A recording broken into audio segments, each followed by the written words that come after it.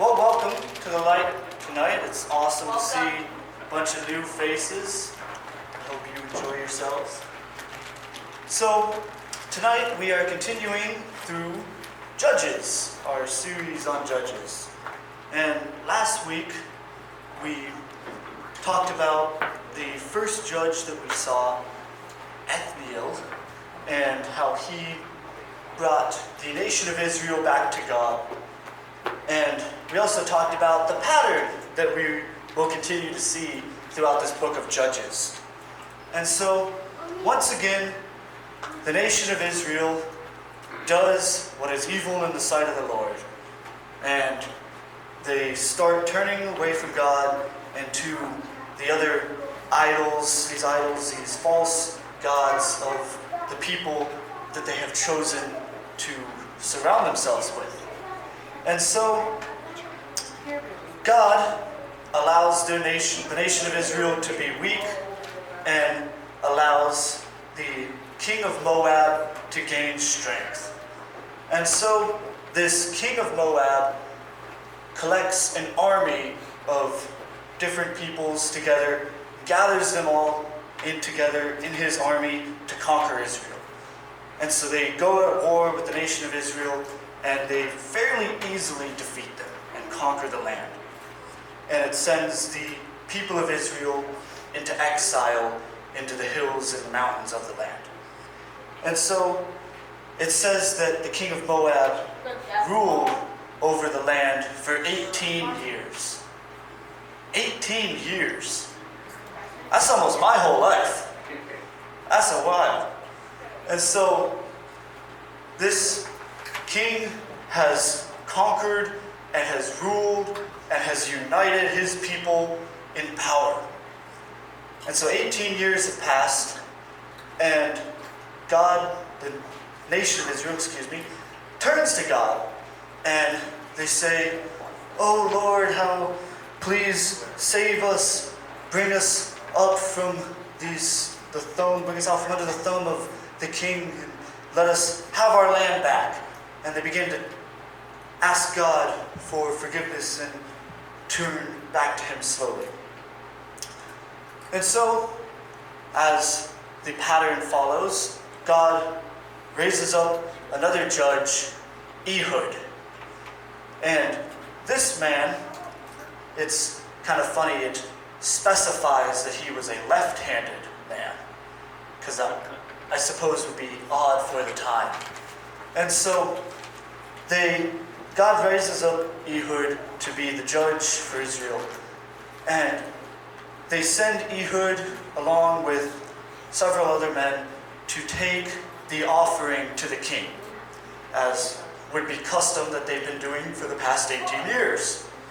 And so Ehud leads this group with the offering and takes it to the king. And they present it over the king, and Ehud sends the rest of them away. And Ehud is standing there all alone, by himself. Mind you, he has hatched a plan. Ehud has snuck a sword in with him into the presence of the king. It says that he crafted a double-sided sword, so the blade would be on both sides. And he had hid it on the side of his right thigh. And so Ehud is standing here in front of the king and all of the king's high-up people and his officials and his servants. And Ehud turns to them and he says, "Oh, mighty king, I have a secret message for you from God." And so the king, in his pride and foolhardiness, he demands quiet amongst his court. And he sends out all of his officials and all of his servants. And it is only the king and Ehud. And Ehud goes up to the king and he gets in real close, and he goes up to the king as to whisper in his ear this important secret message from God. And it says that he reaches under his garment and pulls out his sword and stabs it right in the gullet of this king. Sorry, not the gullet, the gut of this king. And this mighty, powerful king begins to, as what most people would do in that situation, die. It says that because of the king's girth, the entire sword went into his stomach. He was really fat. He said it, not me. And the entire sword went into this king's stomach, and he began and died. And so Ehud had defeated this king that had conquered his people. And Ehud is all by himself now in the king's court, in his chambers. And he goes and he closes the big doors to the area and locks them and escapes. And so, after a few minutes, the king's servants come along and they're like, well, the door is locked, so they assume that the king has locked it for his own reasons. And they wait. And wait. And wait. And they begin to wonder, when is the king coming out? And so they get the key and they unlock his doors and they open the room to find the king dead on the floor by the hands of Ehud. However, at this time, Ehud has had plenty of time to escape, and he is long gone back to his people. It says that Ehud got back to the hills where the Israelites were hiding out, and he blew the loud trumpets and horns to sound to the entire nation of Israel that the king is dead and that God has given the land back to them. And so they run down from the mountains, they gather their militia, and they charge the land and conquer it back for Israel. And so, once again, we see the nation of Israel turn away from God, realize their mistakes, God saves them, and they come back to Him, and they're godly for a time. It says that under Ehud's rule, his leadership, the nation of Israel was godly for the next 80 years.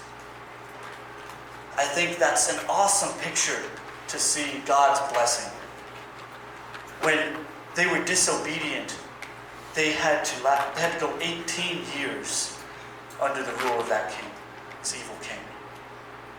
But when they turned back to God, God blessed them with 80 years. So thank you. Let's bring Zack up.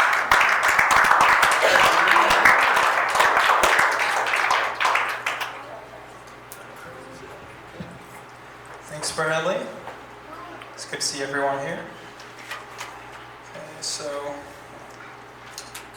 this week we're just finishing up Judges chapter 3, and so beginning at verse 7 of Judges 3, we see Israel turning away from the Lord and doing evil in His sight. They forgot the Lord their God and served other gods. This angered the Lord, and He sold them into the hand of Mesopotamia's king. And after 8 years of serving the king, the people of Israel cried out to the Lord. The Lord heard their cry and raised up Othniel to deliver the people of Israel. The Lord helped Othniel judge Israel and prevail over the king of Mesopotamia. After this, the land had rest for 40 years. Then all the people of Israel turned away from the Lord again and did evil in His sight. This seems to be a recurring theme for Israel. And so kind of this passage, it reminded me of my childhood, and I'm sure other people as well. I don't think I'm the only one. I just heard crickets there. I'm like, I don't think I'm the only one. But and now I would like to go into our active illustration. So if I could just get a volunteer to help me read some lines.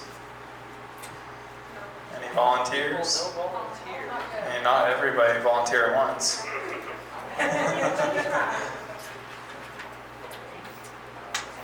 Nobody? Anybody?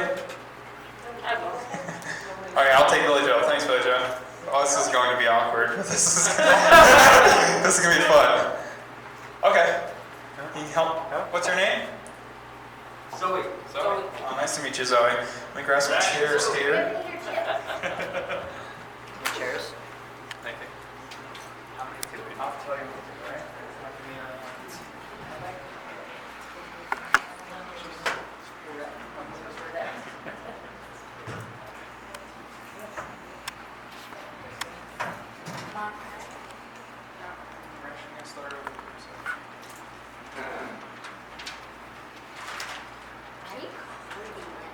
So just a quick little break here, and we'll be right back with you.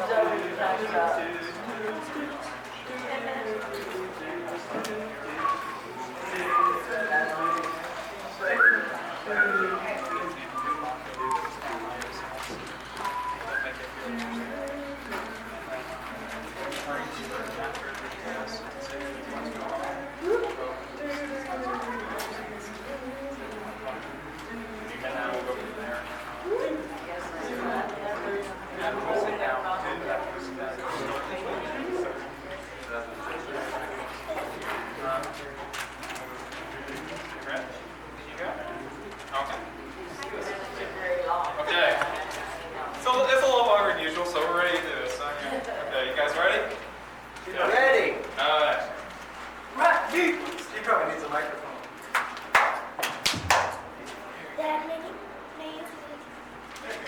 Dad, may you please buy me this candy? No, you already have some candy at home, Zoe. Okay. And I just grabbed the last item we needed, so let's go home.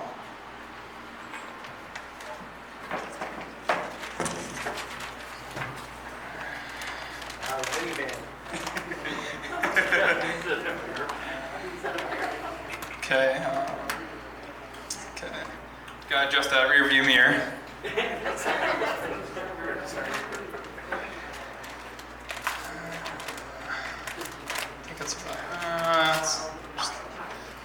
Okay. Okay, it's good. I think it's good now. I told you no earlier when you asked me to buy that for you. Instead of listening, you decided to steal the candy anyways. You were grounded for the next 6 months. That's a long time. See, kids, I'm not that bad. Dad, I'm sorry for stealing the candy. Please do not ground me for 6 months. I forgive you, and you will still have 1 week of grounding. Okay. Okay, thanks, Zoe. You can keep it going. Thank you.